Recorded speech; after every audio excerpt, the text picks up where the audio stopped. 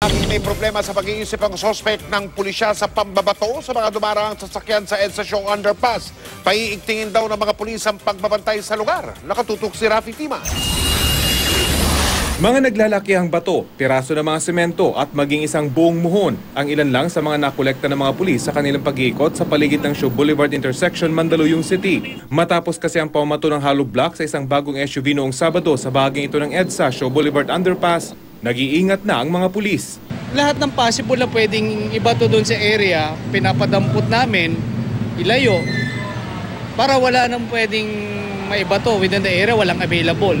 May nakatalaga naman daw na pulis 24 oras sa lugar, pero nitong weekend, nagkataon na pinulaut ang nagbabantay para sa paghahanda sa sona ng Pangulo.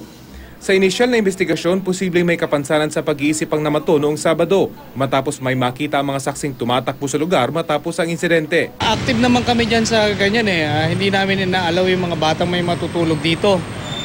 Siguro ito naman yung mga medyo may mga kapansanan sa pag-iisip. Ayon sa mga MMDA constable na nagbabantay sa lugar, kadalasan nangyayari ito mula alas 8 hanggang 1:00 ng madaling araw, matraffic at umuulan. Bukod sa nangyari noong Sabado, may mga hindi na umuna na itatalang insidente ng pamamato sa lugar. Ina-advise ako doon na lang pumunta sa police station, traffic bureau sa Mandaluyong. Pero nangyayari naman, more on ano lang sila, more on insurance na lang nangyayari kasi wala naman nahuling ng bato talaga Ang Mandaluyong PNP magtatalaga ng police mobile para magbantay hindi lang sa mga namamato kundi sa lahat ng krimen sa lugar.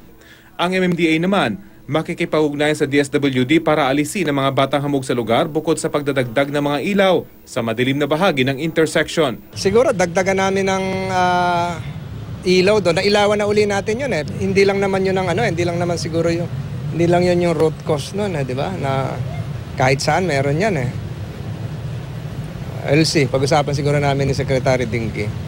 Rafi Tima, Nakatutok, 24 oras.